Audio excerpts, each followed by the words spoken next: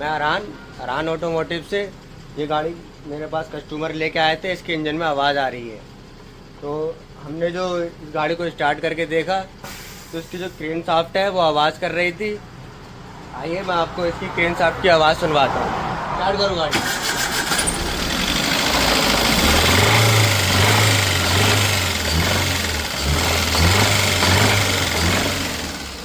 ये जो आवाज़ आ रही है ये क्रेन शाफ्ट की है। अब हम इसके इंजन को खोल के देखते हैं इसमें और क्या क्या प्रॉब्लम है।